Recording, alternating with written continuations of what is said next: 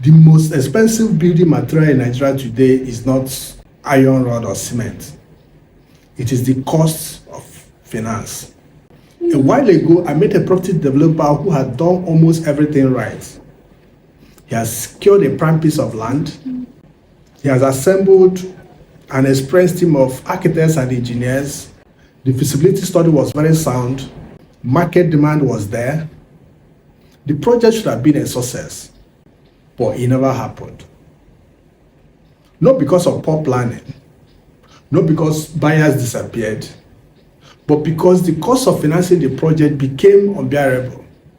And this reinforced something we've always said.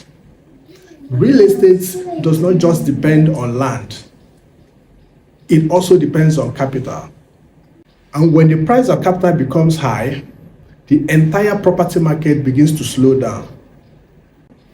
Many people assume interest rates are mere numbers announced after a monetary policy committee meeting. But they are much more than that. Interest rates determine whether a developer continues with a housing project or abandons it. They determine whether a young family can afford a mortgage or remain tenants for another decade. They influence whether a manufacturer builds a new factory, whether a shopping mall attracts new tenants, and whether construction workers have jobs to do next month. In other words, the cost of finance shapes the fiscal landscape of an economy. Every building you see standing today was financed by somebody, equity, debt, or a combination of both. When borrowing costs rise significantly, capital becomes selective. Developers postpone projects. Investors demand higher return before committing funds. Banks become more cautious. Housing supply slows. And yet, Nigeria's housing demand continues to grow. That creates a dangerous imbalance. Fewer new homes, more people searching for accommodation, greater pressure on existing housing stock, rising rents, reduced affordability. The consequences extend far beyond real estate. Construction is one of the largest multipliers in any economy.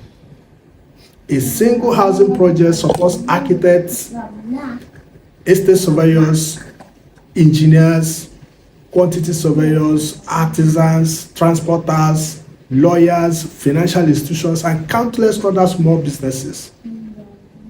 So when construction slows, these economic linkages weaken and growth slows with it. So this is why conversations around interest rates should not be left to the economists alone.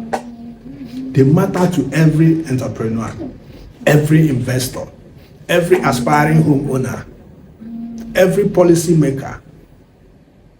So as professionals, we have seen that successful investors don't just study property markets, they study the forces that move the market. Because real estate does not exist in isolation. It responds to inflation, it responds to monetary policy, it responds to investor confidence, it responds to availability and cost of capital. Perhaps this is a question we should ask more often. Not simply what's the cost of the property, but rather, what is the cost of the money required to build, finance, and own it? Because sometimes the biggest obstacle to solving housing crisis is not just availability of land. It is the price of money. My name is Collins Anago, estate surveyor and valuer, strategic thinker, policy commentator, real estate and economic voice in Nigeria. And this is the Valuer's Lens.